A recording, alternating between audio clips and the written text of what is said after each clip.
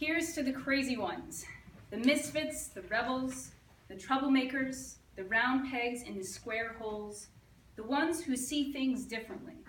They're not fond of rules, and they have no respect for the status quo. You can quote them, disagree with them, glorify or vilify them. About the only thing you can't do is ignore them, because they change things. They push the human race forward. While some may see them as the crazy ones, we see genius. Because the people who are crazy enough to think they can change the world are the ones who do.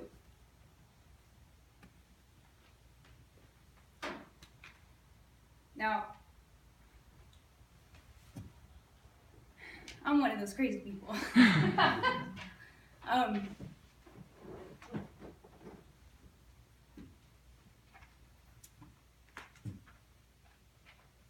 going to embrace this emotion because Brené Brown would say that's badass.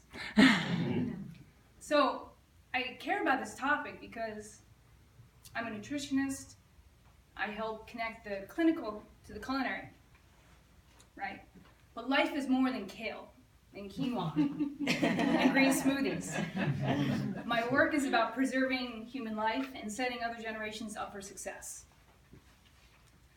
So tonight I hope I help you challenge the status quo about everything from finances to relationships to what your thoughts mean, your fitness routine, aging, and most importantly tonight about health. I hope I challenge you to question the status quo about genetics, sickness, and what's possible. So the village effect, have you guys ever heard of the blue zones? Okinawa, Japan, there's different parts of the world where there are people who live into their hundreds and they are thriving, riding bicycles, being the center of the community. These are called the blue zones. It's well studied. There's books about it. There's TV shows about it.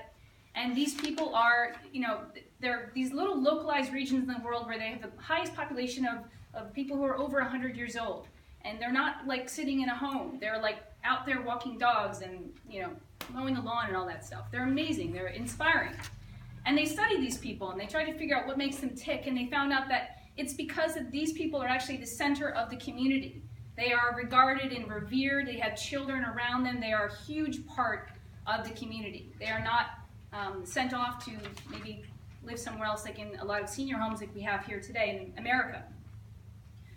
So the Blue Zone study supports this concept of the village effect. And there's actually a few extra studies that came out recently saying the village effect is probably the #1 thing you can do for your health to live into a long, healthy life. It trumps smoking, or not smoking. It trumps fitness. It trumps eating a better diet. It trumps, therapy. So community and social support is important. And the reason I'm talking to you about this today is because just a couple days ago, my family and I traveled to LaSalle University, where my dad played basketball there in the 1970s with a guy named Joe Jellybean Bryant, Kobe Bryant's dad. So my dad was a basketball legend in Philadelphia growing up, and he earned enough scholarship offers from Duke, UNC, UCLA, but at the time in the 1970s, LaSalle was #1 in the country. So my dad took his skills all the way to LaSalle University. Played there for many years, was very successful, and after he married my mom and had 7 kids, I, myself being the youngest of those 7 kids, I know he was pretty active in life. So, he had all these kids and he worked all these jobs because he had to provide. So he got jobs at Pfizer and Nabisco and pharmaceutical companies, and he worked and he worked and he worked and he barely slept. He ate a lot of sugar, he drank a lot of coffee, but he was providing for his family. And I am so grateful for that, right? And now, here we are, he's just turned 64. He can't sign his name on a card, right? So we took him down to LaSalle.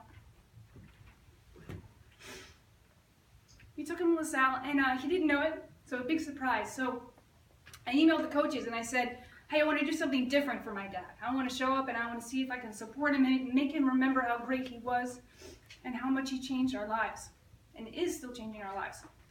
Because he's helping me question every single thing about healthcare and treatment possible every time I see him.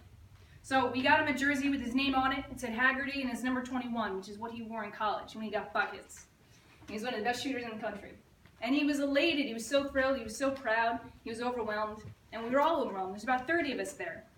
And we walked in and we said, surprise, Dad, and because he has Alzheimer's and things aren't really working so well, he was just like, hey, you came to the game too. So he didn't really understand it, but it was really sweet and cute. And anyway, that's the story of why I want you guys to think differently and why it matters to me. Now here's why it matters to you. I'm going to give you 3 things you need to understand to be able to take away from this, because you have to set yourself up better for success than what we have in this current model, which is a model that promotes sickness and does not promote health. So here are 3 things you need to understand, and this is where I'm going to put my clinical nutritionist hat on.